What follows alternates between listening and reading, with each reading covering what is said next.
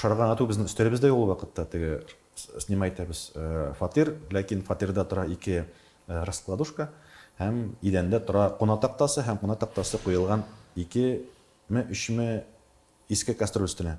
Радиога мине ашыйсы килү теләге кертте. Динсез булмый. Милләт булмый. Динсез милләт булмый. Татар халкы гомер-гомергә дөньяда булмаса да Россиядәге иң укучы милләтләрнең берсе булды һәм булып кала. Менә агач башына менде, теге кайбер кеше битендә. Ах, Аллам, булдым, ничек мендегәндә хәзер менеп җитәм. Безнең минем шаракта һәр хәлдә Ничек мендең шулай? Ничек менә шулай төшәсең. Всё.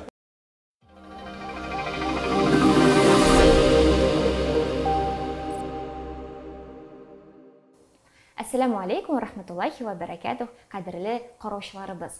Без дин турында подкастларыбызны дәвам итәбез һәм бүген бездә кунакта Татмедиа акционерлык җәмгыятенең радиолар белән эшләү юнәлеше җитәкчесе Алмаз абый Миргаязов.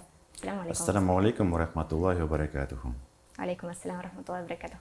Рәхмәт Алмаз абый килгәнегез өчен. Һәр вакыт шундый ачык Шакырган саен киләм сезгә. Әйе, ачык йөз белән безгә һәр вакыт килгәнегез өчен шулай. Менә ниһаять сезнең турында да төшерәбез, Аллага шөкер, чыгарылыш. Иң беренче сорау үзегезнең юлыгыз турында сөйләп үтсәгез иде. Менә сез үзегез радио диджееннан алып, сез язганча цифрлы медиа базар, ягъни цифровой медиа рынокның баш миенә кадәр җиткән шундый юл үткән кеше. Ничек булды ул юл? Татарча бик яңгыр икән, әмма Сәйер. дөрестән дә мин кичкенә генә бер радиодан чыккан кеше, диджей булып эшләгән кеше, бүгенге көндә инде шактый гына күп радиолар белән, ничек дип әйтим, идарә итәм дисәм дөрес булыр микән, юк микән. Ләкин бүгенге көндә радиолар оештыру, радиоларны эшләтеп җибәрү һәм радио базарындагы үзгәрешләр соңгы 5-6 елда минем катнаштан башка булмый, барып чыкмый кебек. 2013 елда шул исәптән мин катнашкан идем Хызур нәшрият йортындагы оешкан Азан радиосын оештыруда. Бүгенге көндә Аллага шөкер матур гына эшләп килә, аның тыңлаучылары бар, үзенең форматы бар. Һәм инде ел саен 2-3 радионы эшләтеп җибәрү өстендә эшлим. Шуңа күрә бүгенге көндә мин Татмедиа акционерлык җәмгыятендә һәм Татмедиа Республика агентлыгында радиолар белән эшләү юнәлешен кураторлыйм. Шуңа күрә урысча яңгыраган булыр иде минем теге аккаунтымнан. Начал путь от простого диджея на радио до мозга цифрового медиа-рынка. Медиа-рынокны медиа-базар дип тәрҗемә итсәк, мозгны без акыл дип тәрҗемә итсәк, менә бүгенге көндә инде мин цифрлы медиа дөньяда акыл куям, акыл сатам һәм акылымны шуңа җигәм һәм акылымны аларга бүләк итәм. Рәхмәт. Менә бигрәк тә кызыклы сезнең юл башыгыз. Менә сез иң беренче кайсы радиога килеп эләктегез, ничек килеп эләктегез, алдан ниятләдегезме? Менә шул турында сөйләсәгез. Дөресен әйткәндә, радиога мине ашыйсы килү теләге кертте. Ни өчен дигәндә, авылдан килгән малай, беренче курс 1993 ел, миңа 16 яшь ул вакытта. Нәрсә эшләргә, мәктәпкә барырга иртәрәк, балалар үземнән зуррак, укучыларым үземнән зуррак булачак, ашап бетерәчәкләр. Һәм инде бер дус егетем практика узып йөри иде Татарстан радиосында. Һәм мине шунда дөресрәк мин аңа йөреп бардым шул Татарстан радиосына. Татарстан радиосы Кулкиврам 15-нче йортта. Мин барып кирдем, мине каршы алдылар, сөйләштек, тыңладылар. Һәм мине үземә дә теге гаҗәп булды. Ул вакытта Татарстан радиосының күрке булган тел күрке сүз дигән тапшыруга мөхәррир корреспондент итеп алдылар. Ягъни мәсәлән, аның эше инде култык астына диктофон кыстырып, алар әйткән, мөхәррир әйткән, баш мөхәррир әйткән кешеләргә барып, алардан интервью аларның тавышларын яздырып кайтып, эшкәртеп, кыскартып радио өчен әзерләү хезмәте иде. Мин бу эшне бик җиңеллек белән һәм бик теләп башладым. Һәм инде радио юнәлешенә, радио дөньясына беренче адымым шушы Татарстан дәүләт радиосына килеп кергәчтен булгандыр дип уйлыйм. Мин анда эшләдем ел ярым. Минем җитәкчеләрем инде бүгенге көндә мархум. Минем үземнең орысча әйткәндә непосредственно җитәкчем Рөстәм абый Акъегет, Рөстәм абый Файзуллин бу, Раул абый Файзуллинның иң кечкенә энекәше, юк, иң кечкенә түгелдер, энекәше инде. Кемнәр белә, кемнәр таный. Һәм инде минем баш мөхәррирем атаклы, данлыклы Җөдәт абый Заманов иде. Һәм инде без ул Татарстан радиосында эшләгәндә минем өчен теге кеше буларак та, журналист буларак та, радио эшчәнлеге буларак та һәм гомумән профессионал буларак та беренче адымнарны ясарга һәм беренче дәресләрне бирде нәкъ минем шушы остазларым. Бер кызык хәл хәтеремдә яздырып кайттым интервью, әңгәмә, һәм инде шунда шуны бит инде башта үземнең мөхәррир тикшерә, аннан соң бирәләр баш мөхәрриргә һәм баш мөхәррир Җәват абый Заманов мәрхүм кычкыра. Ишетәм инде Алмаз, керәле монда. Кірдім, Җәват абый нәрсә булды. Профессионал, профессия сүзе татарча һөнәр була. Ни өчен син профессияны профессия дип яздырдың дип миңа сорау бирә бу. Әйтәм, туктагыз, әйтәм, профессия, әйтәм, профессия дә була, әйтәм, һөнәр дә була ала. Теге сумсырып кыйлып чыктым инде, әйтәм, яра килешәсең ничегәндә. Кыйлып чыктым, Рөстәм абый мәрхүм Акъегет нәрсә булды дип әйтәм, Җәват абый әйтәм, шулай дип әйтте. Хәзер озак уйлап тормады, өстәлендә тора сүзлек, татарча-русча сүзлек, алды да, ачты да, киттек. Кіріп киттек, өстәленә куйды да, менә монда язылган. Профессия, өтер һөнәр дип. Алмаз хаклымы? Теге әйтә, хаклы, һөнәр дисә яхшырак булыр инде. Шулай дип мине Рөстәм абый яклап, саклап, өйрәтеп, аңлатып, беренче дәресемне мин алдым Татарстан радиосында. Тагын инде радиоларда эшләдегез. 1996 елда ачылды Курай дигән радио. Курай дигән радиода эшли башладылар минем бер юлы берничә курсташым, группадашым. Анда мине алмадылар, дөресрәге мин барган булсам, сорап барган булсам, кыюрак булсам, бәлки алган да булырлар иде инде.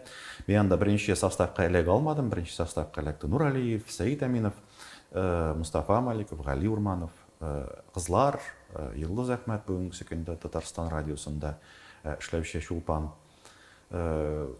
Камилә Шәйхи, Энҗи Шәйхетдинова, ул хәзер бөтен дөнья татар конгрессында бүлек җитәкчесе булып эшли. Шулай инде Гөлназ Ахмадуллина бүгенге көндә манзара тапшыруын алып бара. Шундый кешеләр белән бергә 97 елда мин эшләү бәхете тәтеде. Ни өчен һәм ничек мин 97 елның башында катнаштым Дулкын дигән яңа ачылган радиога кастингта. Шулай ук инде беренчедән ялкаулык, икенчедән ашыйсы килү теләге, ашыйсы килү дип әйтәм инде акча кирәклек. Яз көне безнең 2нче, 3нче курстан соң барырга кирәк мәктәпкә. Практикага, балалар укытырга минем барасым килми. Нәрсә эшләргә микән, ничек сәбәпләр барга микән дип уйлап утырганда, аудиториядә тәрәс төбендә ята гәҗит. Аның яртысы ертып алынган инде. Һәм астында мин укып утырам. Теге анекдот якларын укыдым да, карыйм, аста белдерү. Яңа ачылачак радиога эшчеләр җыябыз. Кемнең теләге бар, мөмкинлеге бар, һөнәре бар, килсәгез була, шундый адрес буенча, шундый числода. Әйтәм, барып килим әле. Мин кыюсыз инде, куркак. Бардым, килеп кердем, 380 кеше дип әйттеләр. Аннан соң ул теге Акбарсбанкның яшьләр үзәгенең беренче һәм икенче каты шыплап булган. Кемдер укый, кемдер ятлый, кемдер җырлый, кемдер сөйли, анда мәшһәр инде. Шунда тәүлеккә якын чират торганнан соң мин эләктем жюрига, шушы Дулкын радиосына сөйләп алу комиссиясенә каршына. Анда беренче җитәкче, жюри җитәкчесе мәрхүм Туфан абый Миңнуллин, Газинур абый Фарукшин җырчы, радионың җитәкчеләре инде, Җәват абый Гыйльманов, күренекле продюсер, һәм башкалар. Анда бик күп кеше, мин инде анда кергәч бөтенләй кыелып төштем, бөтенләй югалып калдым. Нәрсә эшли беләсең, кем син? Әйтәм, мин студент, ябык, теге, нигә бүген салам кебек. Ашыйсы килә, эшлисе килә, акча эшлисе килә, мөмкинлегем бар кебек, ләкин дулкынланам. Ярый, тынычлан, мен сиңа Туфан абый Миңнуллин, мен сиңа гәҗит дип кулыма гәҗит тутырды, укы дим. Тотындым, гәҗит укырга. Бер шатыр гәҗит укыйм.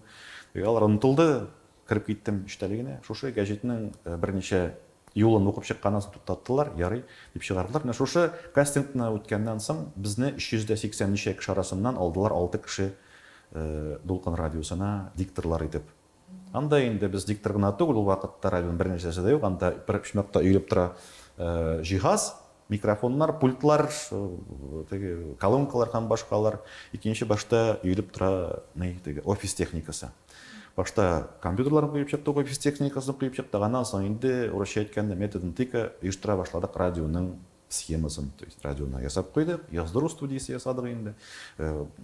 Зур тур эфир студиясе ясадык һәм бу минем Дулкын радиосында эшләвем радио эшчәнлегендә икенче дәресем иде, чөнки мин монда инде теге иҗат ягына гына түгел, иҗат өлкәсендә генә түгел, журналист буларак кына түгел, техник ягында җентекләп һәм ныгытып үз тәҗрибәмдә өйрәнергә мөмкинлек булды.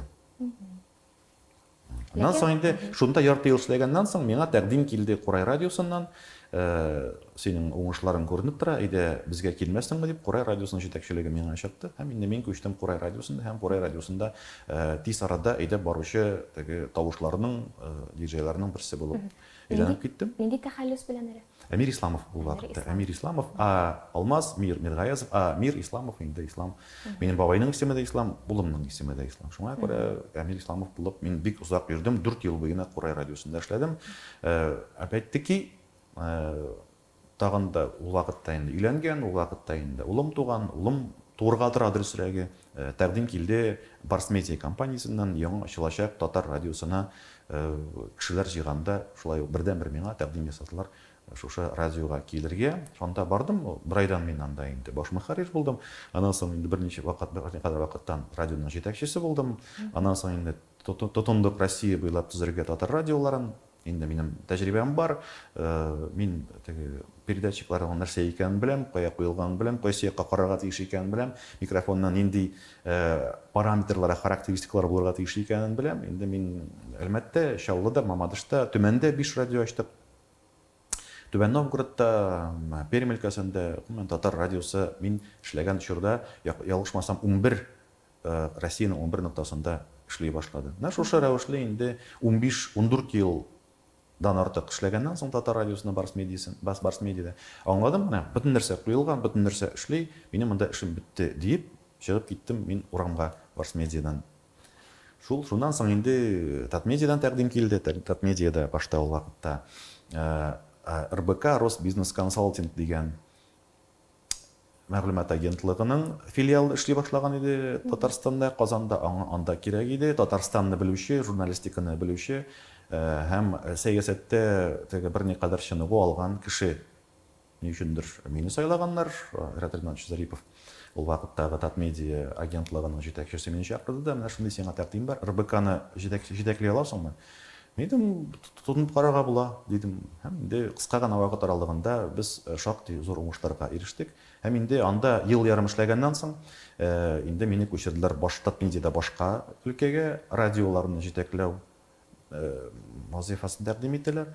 Радиолар ул вакытта күп, радиолар ул вакытта районнарның берничәсендә бар, ләкин ул радиоларның торышы, материаль техник базасы бик кызганыч, аяныч хәлдә иде. Һәм инде менә шушы 2016 елдан алып, шушы районнарда, регионнардагы радиоларны камилләштереп, аларның материаль техник базасын ныгытып, Күңел радиосы ул вакытта УКВда гына эшли, ана Чаллыда FM ишлыгын алып, аларга шулай ук инде менә Тәртип радиосын оештырып, анасын Китап радиосын оештырып, аралыкта Азан радиосын оештырып, һәм районнардагы, регионнардагы күп кенә радиоларның оештырылуында катнашып, шулай яшәп ятам, кабаттан үземнең стихияма, үземнең радио дөньяма әйләнеп кайттым соңгы 6 елда. Алхамдулилlah. Менә белгәнемчә 2019 елда лицензиясе алынып, 20 елда оештырылган Китап радиосы бит инде. Сез аның әле баш мөхәррире булып та торасыз.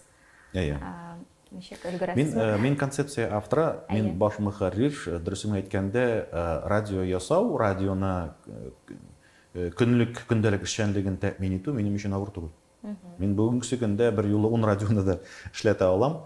Тек мактанып әйтүем түгел, чөнки мен технологиясын беләм, чөнки аның технологиясы минем тарафтан шул исәптән эшләнгән һәм бу Россия күләмендә танылган әйбер. Минем Россия күләмендәге журналларда бар басма мәкаләләрем, бар комментарийларым, ничек булырга тиеш, нинди булырга тиеш милли радио Шуңа күрә китап радиосында баш мөхәррир булу миңа бернинди авырлык тудырмый, бернинди дә өстәмә мәшәкать тудырмый. Көн аның теге форматы билгеләнгән. Авторлар атна саен без билгеләп торабыз. Минем кул астында анда 3 кеше эшли. 2 мөхәррир һәм 1 тавыш режиссеры. Алар үзләре чакырып дикторларны, алып баручыларны, анда үзләре шунда эшләп яталар. Минем анда катнашканым юк, мин бары тик теге кара тирә тыңлап кына алам. Бара эшлим, кыек ягы бар икән, төзәтергә тәкъдим ясыйм һәм төзәтергә киңәш бирәм. Рәхмәт. Менә китап радиосы бик яратып тыңлыйлар. Кайбер сораштыруларда да, мәсәлән, теге 2 мөмкинлек биргәндә шулмы дигәндә китапны бик яратып сайлыйлар. Без менә әле бер көнне карадык кызлар белән. Менә сез үзегез ничек уйлыйсыз? Менә татар радиосы белән чагыштырасы килә, чөнки санда күп еллар эшләдегез. Татар радиосы белән китап радиосы, аның аудиторияләре барыбер аерыла бит инде, Берсе китап радиосы һәм татар радиосы икесе ике дөньядагы радио. Ягъни, мәсәлән, татар радиосы ул масса күләм радио, ул популяр радио, ул попса радио. Китап радиосы ул әдәби музыкаль радио. Анда форматлар зыялырактыр кебек. Совершенно ике төрле һәм тыңлаучылар да совершенно ике төрле. Татар радиосы белән китап радиосының аудиториясе, тыңлаучылары, минем уйлавымча, минималь дәрәҗәдә кисешәдер дип уйлыйм. Минем үземнең күзаллавым буенча, чөнки бүгенге көндәге татар эстрадасының торышы, сыйфаты мине күптән канәгатьләндермәй һәм татар радиосына китүемнең сәбәпләренең берсе дә шул булды. Чөнки берникадәр вакыт, 14 ел дәвамында без төзедек шушы эстраданы, булдырдык. Һәм инде соңгы елларда, дип әйтик, соңгы 3-4 елда татар эстрадасының юнәлеше бөтенләй башка якка китте. Монда инде әлбәттә бизнес беренче роль уйнады, чөнки ничек дип әйтим, бизнес концертларда билет сатып, яисә кассета, диск сатып эшләгән акчадан китеп, җырчы булырга теләгән кешеләрдән алынган акчага яши башлады. Һәм бу минем күзаллавым өчен, минем психикам өчен һәм минем ышануларым өчен шактый, ничек дип әйтим, кискен бер күренеш булды. Шуңа күрә татар радиосынан китүемнең, Барс медиадан китүемнең сәбәпләренең берсе дә шул булды. Һәм инде әлбәттә мин аннан киткәндә кайчанда булса тагын бер радио оештырып, үзем аның баш мөхәррире булырмын дип китмәгәнем, чөнки инде радиодан дөресен әйткәндә 2 генә яшькәндә гарык булып киткән идем. Ләкин шуңа да карамастан, әгәр дә минем мөмкинлегем бар икән, ниндидер сыйфатлы, ниндидер нишевой, кемдер өчен багышланган һәм шул кеше өчен генә багышланган продукт ясау мөмкинлегем бар икән, нишләп бу мөмкинлектән кулланмаска дип, мин уйлап таптым әдәби музыкаль формат. Ягъни, мәсәлән, бүгенге көндә Россиядә дә, дөньяда да, Татарстанда да андый формат юк. Бу форматның яртысы әдәбият, яртысы музыка. Ни өчен? Чөнки татар халкы гомер-гомергә дөньяда булмаса да Россиядәге иң укучы милләтләрнең берсе булды һәм булып кала. Бүгенге көндә Татарстан язучылар берлегендә бер генә регионда да булмаган күләмдәге сандагы авторлар, язучылар тора. Һәм Татарстанда бүтән бер генә регионда да чыкмаган күләмдә китаплар һәм әдәбият чыга һәм әгәр дә аның укучысы, тамашачысы булмаса, ул кадәр күләмдәге эшчәнлек башкарылмас иде. Шуңа күрә татар халкы укырга ярата һәм татар халкы теге бер шума мәшәкатьләр белән һәм Инстаграмга Россиядә тыелган сервис, шунысын әйтергә кирәк, һәм мобиль челтәрләрдә көннән-көн күбрәк вакытын уздыручы кеше Россия халкы, урта статистик Россия халкы социаль челтәрләрдә уздыра көненә 6 сәгатькә якын статистика буенча. Аның китап укырга вакыты калмаганлыктан без китапны үзебез укып алырга радиодан тыңлату идеясы белән башладык бу әйберне. Һәм минем белүемчә һәм без белүебезчә, алдан фаразлавыбызча, бу форматның уңышы булырга тиеш иде. Чөнки аның форматның бар нигезе, аның нигезе ята халык мәнфәгатендә. Кеше укырга ярата, димәк, ул әдәби әсәрен тыңларга да ярата. Һәм инде икенче өлеше, музыка өлеше, ул әлбәттә инде радионы музыка чыганагы буларак кулланудан да туктамый. Һәм җырлар да анда сөйләп алынган теге попса түгел, һәрбер авызда булган, һәрбер табында җырлана торган, яисә һәрбер татар кешесе белә торган җырлардан, оригиналларынан һәм инде бүгенге көн җырчылар башкаруында яңадан җырланган вариантлардан тора. Рәхмәт. Менә шуңа бәйле фәлсәфи сорау бирмәкче идем мин. Сезнеңчә, менә татар телен һәм милләтен менә популяр чыганаклар күбрәк саклыймы, үстерәме, яки инде зыялыраклары, сыйфатлыракларын? Икесе дә кирәк. Сорау теге катлаулы түгел, сорау берничә катлы.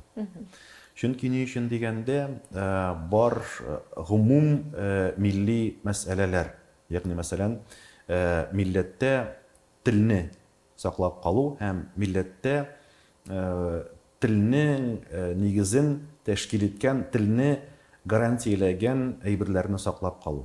Шул исәптән бу безнең радиолар нинди генә булуына карамастан, Кураймы ул татар радиосымы, Болгармы, аларның теле нинди булуына карамастан һәм андагы яңгыраган җырлар нинди булуына карамастан, җырның әгәр дә җыр яңгырый икән татар телендә һәм аның бар икән тамашачысы, кулланучысы, тыңлаучысы, ул хезмәт итә милләткә барбыр да. Чөнки ул татар телендә, чөнки ул татар телендәге материалны кулланырга мөмкинлек бирә.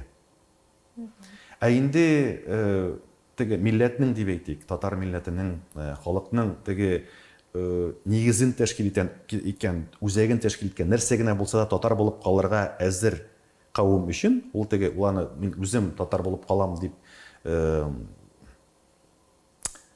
дигән үз аңнан чыгып татар булып калыш түгел, менә генына язылган уланың татар булып калырга өчен.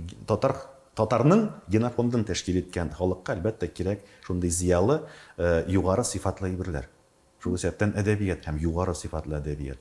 Ләкин бар, шуларның арасында шулай ук теге күбрәк зиялы кеше һәм әзрәк зиялы кеше һәм зиялы булырга теләгән, омтылган кеше һәм подсознательный дип әйтик урысча инде шушы кавымга керергә теләгән кеше. Алар өчен дә адаптив материал булырга тиеш. Абдулла Тукайның әкиятләре мәсәлән анда, яисә бүгенге көндә теге кеше язмышына, кешенең эшәкелегенә, кешенең сыйфатларына, кешенең холкына багышланган ниндидер шигъри калыпка салынган фәлсәфи түгәрәк әйберләр дә кирәк аларга. Шуңа күрә халык бик күп катлы, кемдер татар телен кабул итми бөтенләй, үзе татар булса мин татар түгел ди. Аның отчествосы Госман улы, фамилиясе Хабибуллин, ул әйтә, мин белмим, каян миндә мондый отчество һәм каян миндә мондый фамилия ди. Андыйлар да бар. Һәм андыйлар күп. Һәм инде зур кавым, ул инде әлбәттә авылдан килгән кавымнан торган татар кавымы, ул да булса инде үзенең татар икәнен белә. Татарча җырлардан башка җырларны кабул итә алмый, никадәр тырышса теге Абба белән Адриан Челентанага ул таки күнегә алмый, чөнки аның борынгы бабалары барбыр да тарта алмагачлары киген, яисә кара урманны. Шуңа күрә төрле кавым, төрле кат һәм һәрбер кат өчен үзенең булырга тиеш нишевой материалы. Һәм инде китап радиосы ул дөрестән дә бик аз күләмле, ләкин бик сыйфатлы катламышы дип уйлыйм. Иншалла Татарстанда белем радиосы да ачылачак дип ишеттек. Якынча фаразлар ул уку елы башына дип әйтәләр. Бу эштә дә сезнең катнашыгыз бар дип әйтәләр. Әйтүемчә, Татарстанда язмышым шундый, Татарстанда кабынучы һәрбер радиога диярлек минем катнашым бар. Һәр хәлдә теге дәүләт тарафыннан ничек дип әйтим, мин белмәгән, мин белмичә ачылган радиолар юк. Һәм инде күбесенә дөрестән дә белгечләр әз булу сәбәпле, профессионаллар әз булу сәбәпле инде чакыралар әлбәттә радио өлкәсендә тәҗрибәсе булган кешеләрне. Шул исәптән мине дә чакыралар һәм инде белем радиосы оештыруга финанслауны алып кайтканнан икенче көнендә үк Раил Гатауллин белем ру порталының җитәкчесе, белем ру компаниясының җитәкчесе Раил Гатауллин миңа шалтыратты да һәм тәкъдим итте шушы радионы бергәләп оештыруга. Һәм инде мин әлбәттә бик теләп риза булдым. Чөнки бу тагын бер катлам өчен ресурс, тагын бер катламны без шушы радио аркылы татар мәдәниятенә, татар милләтенә, татар әдәбиятенә, татар мөхитенә җәлеп итәбез. Нинди катлам? Бу балалар һәм яшүсмерләр белем радиосы ул мәктәп яшендәге балалар һәм зур урта һәм зур класстагы укучы балалар һәм башлангыч курс студентлары өчен. Бөлешмәсез микән берәнди планнар бармы? Яки бу сермәле? Бернинди сердә юк. Радионың нигезе корылган мәктәп һәм класстан тыш программага, кайсыдыр ки аның программалары арасында әлбәттә инде иң беренче чиратта бу әдәбият, татар әдәбияты, татар теле дәресләре, класстан тыш уку дәресләре, мәгълүмат, кирәкле мәгълүмат, мәктәп өчен, мәктәп балалар өчен кирәкле мәгълүмат, әлбәттә инде балалар өчен җырлар. Якынчаны шулай бага. Яшьләр радио тыңлыймы хәзер һәм барбер олы буын күбрәк тыңлыйдыр инде. Ничек тыңлатырга, шундый контент ясапмы яшьләр өчен? Радио ул гомер-гомергә һәм бүгенге көндә дә иң урысча әйткәндә доступный һәм иң гади мәгълүмат чарасы. Шунлыктан ул иң оператив мәгълүмат чарасы. Ягъни мәсәлән, иң оператив мәгълүмат чарасы интернет булса, әйтик син Телеграмда яисә анда башка социаль челтәрдә яисә мессенджерда моментында килеп җитә икән мәгълүмат, радио шулай ук мәгълүматны оператив рәвештә тамашачыга, тыңлаучыга җиткерүче һәм инде кая гына булса да аны эзләп табучы мәгълүмат чарасы. Кеше машинага утырды, ул интернет карап бармый. Ул мессенджер карап бармый, ул радио тыңлап бара. Кеше, уртача кеше, бүгенге көндә Россия кешесе якынча 2 сәгать вакытын, 2 сәгать ярым вакытын уртача машина рульләрендә уздыра, димәк, инде радио тыңлап уздыра. Шуңа күрә радионың актуальлеге бүгенге көндә дә зур. Бу сорау бәлки бик киң булыр инде менә. Барбер тәҗрибәгез зур булган кеше буларак, сыйфатлы контент ясау өчен нәрсә эшләргә радиода? Бу минем иң авырткан урыным, иң авырткан сөялем. Сыйфатлы контент ул беренчедән абстракт төшче. Нәрсә ул сыйфат? Сыйфат ул тавыш ягыннан сыйфатын кыштыртам торган, яисә частотный динамик, ешлык динамиклы эшкәртү узган, дөрес узган, мастеринглымы, һәм башка сыйфат турында сүз барам. Яисә инде башлангыч мәгълүматның сыйфатлы булуы, ягъни мәсәлән, материалны әзерләүченең, редакторның, мөхәррирнең әзерлекле булуы. Монда инде әлбәттә сыйфатның да берничә сыйфатны, радионың сыйфатын һәм гомумән радионың теләсә кайсы мәгълүмат чарасының сыйфатын тәэмин итүче өлешләрдән торган проблемалар бүгенге көндә бихисап. Инде техника проблемасын бүгенге көндә җиңел хәл итеп булса, эчтәлек проблемасын бүгенге көндә кайбер очракта хәл итү мөмкин түгел. Чөнки радио өчен әзерлекле кадрлар әзерләүче уку йорты юк, һәм ул булса да, ул радио өчен аны әзерләп бирерлек дәрәҗәдә була алмый, чөнки радио ул беренче чиратта тәҗрибә. Радио ул тыңлаучының, тамашачының, аудиторияның кабул итү мөмкинлекләрен аңлаганнан соң гына, нинди сүздән соң, әйткәннән соң гына кешегә радио аркылы барып җитә, гадиләштереп әйткәндә, мәсәлән, җөмләне булай төзегәндә ул газета мәкаләсе була. Икенче төрле аны укысаң радиодан, аны беркем дә аңламаячак, чөнки яңадан укырга кирәк булачак. Радио өчен материал әзерләүче, мәгълүмат әзерләүче журналистика ул берникадәр башкарак, чөнки анда инде кешенең теге аудирование дип әйтик, кешенең тыңлап кабул итү үзенчәлекләре эшкә җигелә. Һәм бу шушы үзенчәлекләрне белү беренче чиратта редактор өчен кирәк, һәм аны белүче кеше бик сирәк.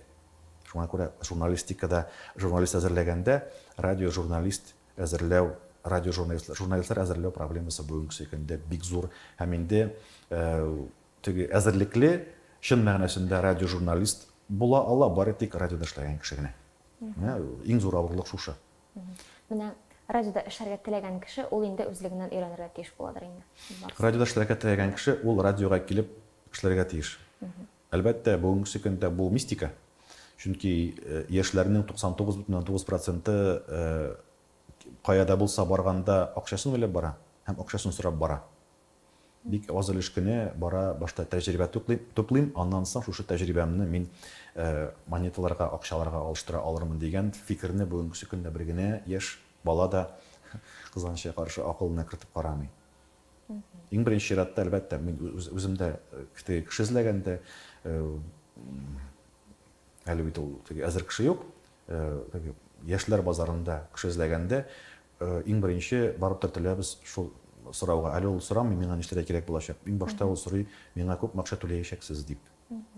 Мин теге бер никадәр либералрак булудан курыксам да, әйтим, минемчә кеше башта үзен күрсәтергә тиеш. Һәм инде ул акчаны теге не получать деньги, а зарабатывать деньги должен. Алмаз абый, сөйләшүбез бит дин турында. Дин мәсьәләләренә дә әйләнеп кайтсак, менә Китап радиосындамы, шул киләчәктә Аллаһ теләсә Белем радиосында ничек тә булса дин чагыламы, чагылачакмы? Динсез булмый. Милләт булмый. Динсез милләт булмый. Милләтсез дин булмый. Чөнки милләтне тотып торучы иң зур көчләрнең берсе дин һәм динне тиешле дәрәҗәдә һәм куркынычсыз дәрәҗәдә яшәтүче әйбер милләт. Татар милләте безнең чиратта. Чөнки татар үзен татар булуын белгәндә генә ул мөселман була ала. Үзен мөселман дип саный ала. Әлбәттә, инде башка милләтләр арасында да мөселманнар бик күп, теге дөрес аңлагыз инкар өчен.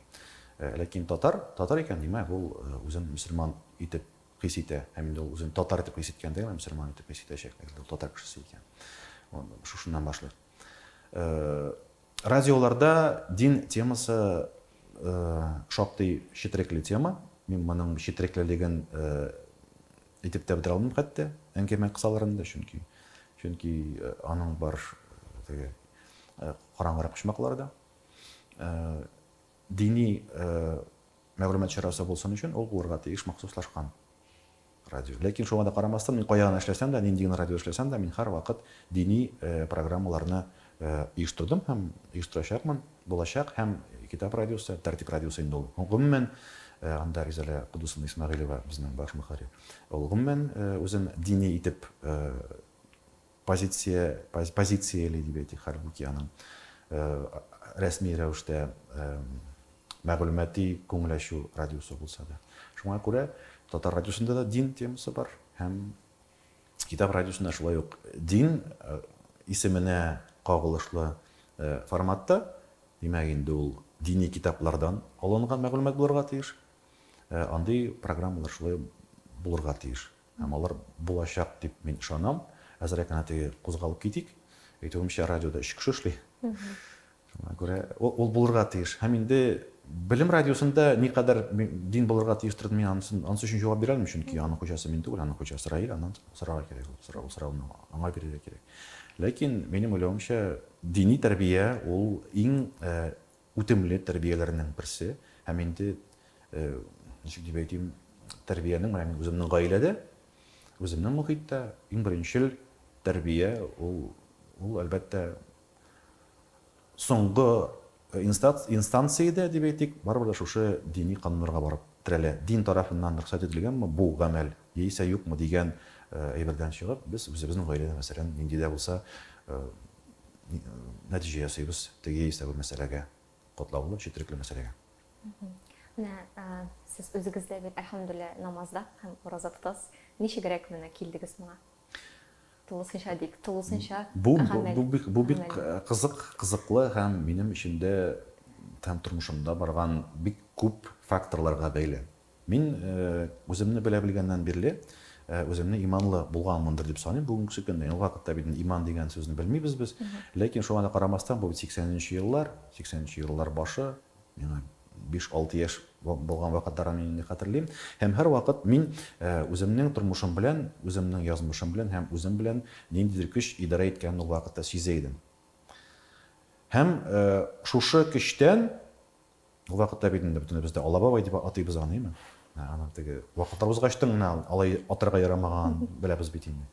шушы көчнең безне кайда гына булсак та карап торуын һәм шушы көч безне теге яисә бу зыянлы, ярамаган әйберләрне эшләүдән тыеп торды һәр вакыт. Хәлбуки, мин үзем теге коммунистлар мөхитендә үскән кеше, теге ничек дип әйтим, берникадәр атеистик мөхиттә үскән кеше, дин безнең гаиләдә һәм безнең нәселдә дип әйтик, юк иде дисәм дә була. Һәрхәлдә, хәлбуки, минем әнием ягыннан дәванием бик дини кеше иде, мәрхүм, ләкин ул керәшен иде. Һәм инде аның өендәге теге тәреләр, ничек дип әйтим, шәмнәрне күреп, аның нәрсә икәнен аңлап, теге кабарган теге бала җоннарын әле дә хәтерлим, әле дә хис итәм. Шуңа да карамастан, менә шулай булып үстек, укыган вакытта, студент булган вакытта тотырга тырыштык, уразалар мәктәптә көтеп булмады әлбәттә. Мин намаз укый башладым күптән түгел генә, 4,5 ел элек. Һәм минем намазга килүемнең сәбәбе менә үземнең эчемдә, үземнең йөрәгемдә, әгәр дә мин үземне мөселман итеп саныйм икән, мин үзем мөселман исемен йөртә алам икән, йөртергә телим икән, димәк мин намаз укырга тиеш дигән ышану китерде мине. Һәм инде намаз укый башлаган кеше әлбәттә ул үзенең намазын кадерли икән, хөрмәтле икән һәм аның кабул булуын тели икән, ул инде әлбәттә һәр төрле тыелган харам гамәлләрдән читләшергә тиеш. Гайбәт, харам ризык, хәмер һәм башкалар. Минем тормышта һәм безнең гаиләдә бу әйберләр тыелган. Алхамдулилlah. Беренче уразагызны хәтерлисезме, авыр булдымы? Беренче уразамны хәтерлим, бу студент еллары, бу март айы, без дус егет белән, Марсель белән яшибез социалистик шәһәрчектә, бу 2нче курс микән, 3нче курс микән. Булай да ашарга юк. Теге студентның ашарга юк иде аның. Димә. Ашарга ату безнең өстәлебездә ул вакытта теге снимайтабыз фатир, ләкин фатирда тора 2 раскладушка һәм идәндә тора кунак тактасы һәм кунак тактасы куелган 2-3 иске кастрюль өстенә куелган. Һәм шушы кунак тактасы өстендә без ашыйбыз инде. Шушы кунак тактасына артына утырып, сәхәрләр ашап, сәхәр дигәнебез шул ипи белән бер йомырка булгандыр инде бәлки. Без тотырга тырышып карадык. Күп очракта әлбәттә ул көннең ахырына кадәр без түзәлми идек, чөнки имтихан бирергә кирәк, баш эшләми. Инде теге кулны селтәп без уразаны бузган вакытларда булды, ләкин ул вакытта да омтылыш бар иде, ул вакытта да иманлы булырга теләк бар иде. Инде аңлы рәвештә беренче теге от үйдө дип әйтик, берсеннән соңгы Рамазанга хәтле мин уразаны тота башладым 2015 елларда, мөгаен 14-15 елларда. Һәм шунда аңладым, ураза тотуның бер нинди дә авырлыгы һәм кыенлыгы юк икәнен. Әгәр дә күңелең белән риза булсаң, әгәр дә иманың белән син шуңа инде арналган, багышланган булсаң, бер нинди авырлыгы юк һәм бүгенге көндә минем өчен ул теге бер айга ураза режимын кушу бер нинди дә кыенлык тудырмый. Аллаһка шөкер. Менә Алмаз абый, үзегезне 10-20 ел элек дик искә төшерегез дә һәм нинди киңәшләр бирер идегез, мәсәлән, төп 3 киңәш үзегезгә? Башлык шуннан мин бер качанда үземнең үткән гомерем яисә кулымнан ычканган мөмкинлекләрем өчен үкемде һәм аларны искә төшереп, алар турында хатирәләрне кочаклап елап утырдым. Монда әле күбрәк сорау менә, бәлки мин нинди булырга, ягъни менә теге үкенеп нәрсәндер төзәтер идем дигәндә түгел, ә менә нәрсәләрне сез үзгәрттегез үзегездә? Бәлки мин яңалык әйтмәсмен, ләкин һәр кеше, һәр шәхес үсәргә тиеш баскычлап. Һәм астагы торган баскыч, чираттагы баскыч өчен булырга тиеш нигез. Бер юлы 4 баскычны сикереп узган кешенең үткәне хилаф. Шуңа күрә мин 10 ел элек үземә нинди дә булса киңәш бирә алырмын, яисә нинди нәрсәдән дә булса үзгәртергә өндәр идем дип әйтә алмыйм, чөнки Чөнки мине барда канәгатьләндерә ул узган минем гомерем, ул ясалган минем ялгышларым.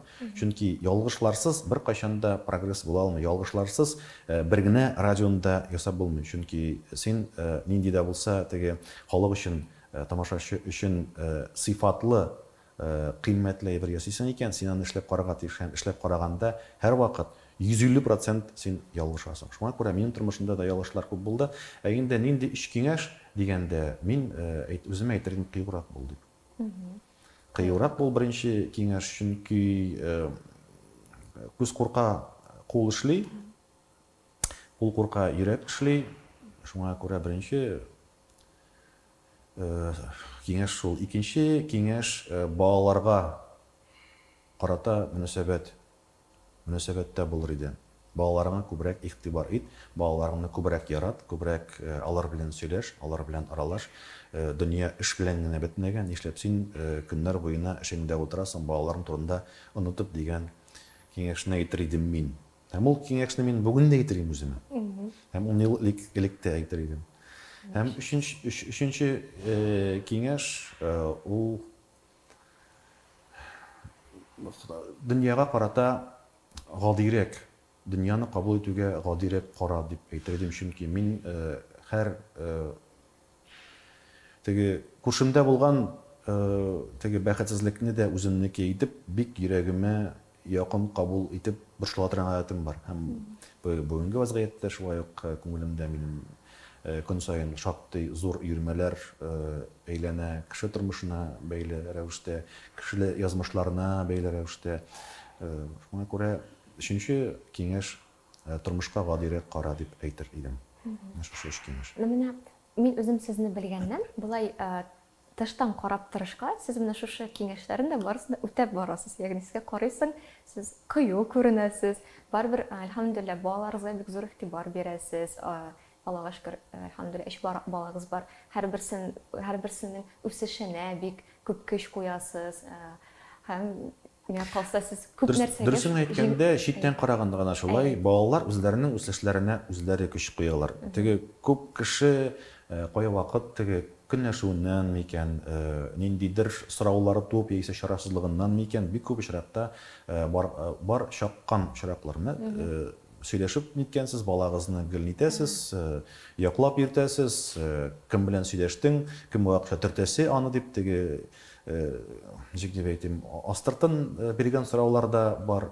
Мин аларына әлбәттә көлеп кенә җавап бирәм. Мин бер кайчан да һәм минем бу төп принципларымның берсе балаларымны күтәреп, менә минекен алыгыз, менә минекен кулланыгыз, менә минеке генә иң әйбәте, тем более дип әйтик, аның өчен ниндидер чыгым чыгару яисә кемгә дә булса түләү яисә ниндидер яхшылык эшләү, нәрсәдер вәгъдә итү минем холкыма кискен рәвештә каршы килә торган әйбер. Мин аларны бу менә дөрес түгел дип саныйм, чөнки бу баланың үсешендә, баланың дөньяны танып белүендә һәм дөньяда үзенең урынына карата, дип әйтим, ялгыш күзаллау формалаштыручы әйбер.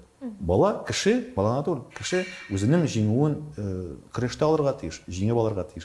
Һәм инде бала үзенең уңышсызлыгын, җиңелүен кабул итә белергә тиеш.